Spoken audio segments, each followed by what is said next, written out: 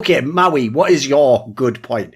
And oh, by the way, get ready, guys. This one's actually, it's not about like some hors d'oeuvre they served Maui backstage at some fucking event. It's actually some real shit we can all enjoy. So come on then, what's the good? What's good this time?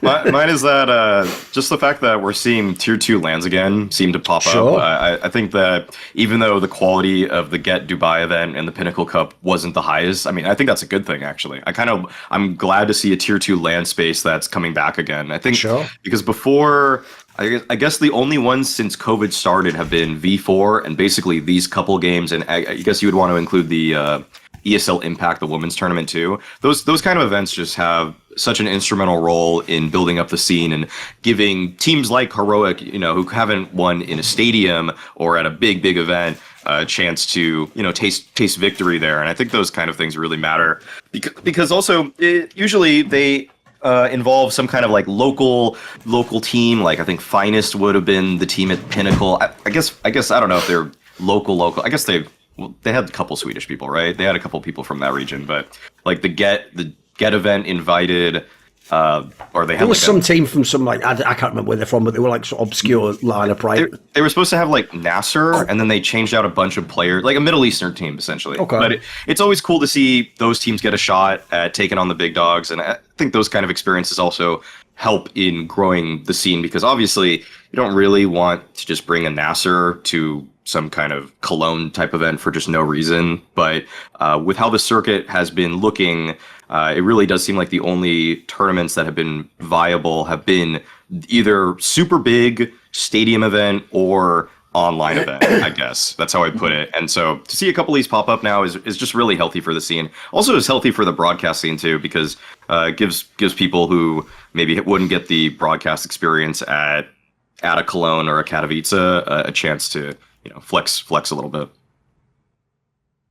Yeah. What do you think, Mira? Jump in. I completely agree. I think it's what we used to get back in the day with the DreamHack Open events. Like, for example, it gave teams like Gambit, for example, the old Gambit team a chance, to prove themselves online. It gives some teams like Finest that probably wouldn't have the opportunity to attend some tier 1 LAN events, the opportunity to show themselves online and to prove themselves. But I think a lot of tier 1 teams will look at what happened with Big, for example, and maybe they will think twice about attending an event like this in the future, right? Because I don't even know if Big is going to attend the Blast event with Crimbo. I doubt it, because the two events are so close to one another that I don't think there will be enough time for Crimbo to recover and to travel to Lisbon to compete in the tournament. So, I think teams will approach this sort of tier 2 events with caution, because there's a likelihood that, one of them will get COVID or maybe more than one.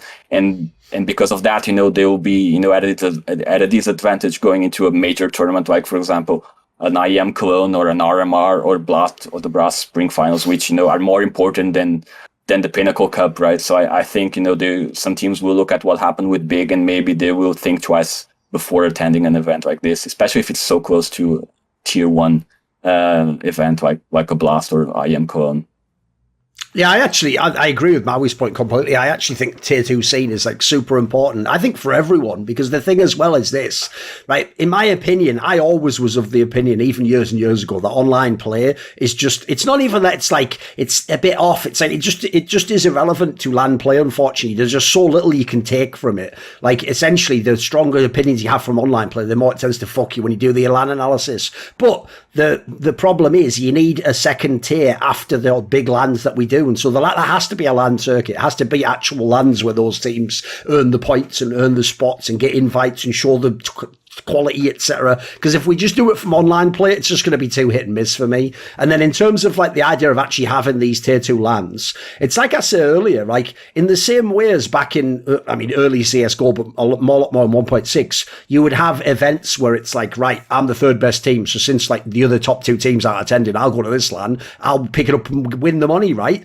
It was mainly for money back then. But for me, another aspect that helps is, like I alluded to before, it also helps you figure out stuff like if you don't have the same exact exact, say, 16 teams at every big LAN, it means that you actually get like to test matchups in a different way as well. Like, for example, at this tournament here, nobody thinks Big and Astralis are better than Heroic, but maybe it turned out Big actually just directly matches up really well with Heroic, and maybe they could have beaten them twice, and that could have been an interesting angle. So I think that helps, because obviously if you think about it, the better we get like the seeding at big tournaments, the less likely it actually is that you just get everyone get to play each other. Like, it's more likely if you're ranked 13th and I'm ranked 14th, we're not going to meet in the tournament unless it's like the last place match or something. So actually it also helps the scene sort of figure out how good people actually are. I think even doing it without pressure is a good angle as well. I'd obviously throw in a joke, like, you know, shout out to ESL for ensuring that we had this nice period with just 3 tier 2 events. You know, we didn't want to put too much pressure on the squads, didn't want to put too many of the big, you get the joke, whatever. Luckily they're just fucking, the joke is how they made the tournament. You don't need my fucking humour anymore on that one.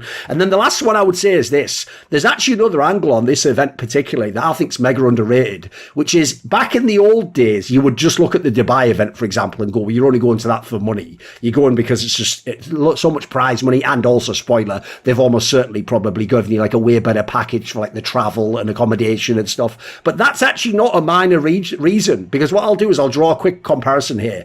One of the saddest moments ever in CSGO, literally for me, was the DreamHack Masters Las Vegas event they did in 2017, because when that event absolutely failed to get any audience whatsoever, and it had that terrible scenario where, even though it had a 360-degree stage, because they thought they were going to actually have all the audience and they were going to do that thing where you have all 4 angles, they had so few, they had to do one angle effectively. It was just like the families of, I think, like SK Gaming or something, like the Brazilians, I think, had their family members there. They just had to do that camera shot the whole time. And the reason why this story sucks is because I thought, right, if esports really is getting on the brink of being huge, that'll be the moment you'll realise it, because Vegas, if you don't know from combat sports, it is the combat sports capital of the world. The reason why that is the best spot is because the premise goes, you go for the fight that you bought the tickets for, but then you also go, because it's Vegas, you get to have like a weekend with your boys or whatever. That is like a super entrenched concept in sports culture. So I thought, right, wants to build a franchise there, an NBA franchise. Doesn't surprise me for similar reasons. And so the sad thing is, I thought, right, well, if esports is what people claim and it's as big as it is,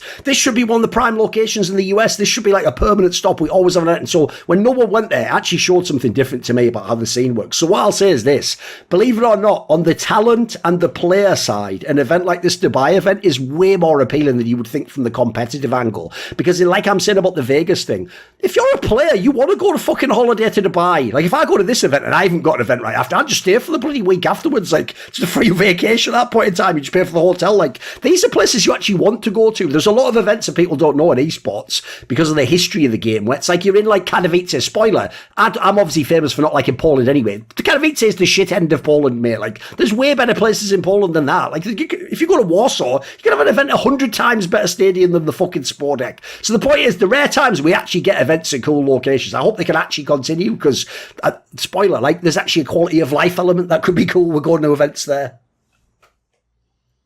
It is, yeah. I mean, like, I bet that's a spot you want to go to, right, Maui? You'd like to go to Dubai, right? I was actually, this was, I guess, whatever. This event was actually originally going to be run by Face It, and I thought I was actually maybe going to work this event. But then I think it changed hand because they had the contract still, like, you could still bid for it. So Star Ladder actually got it over Face It, I think, at some point. And, I thought I was going to go to Dubai, and I thought it was going to be a fun time. So yeah, of course, it would be a really cool, unique place. I've never been to the Middle East before, so yeah, I would have loved it.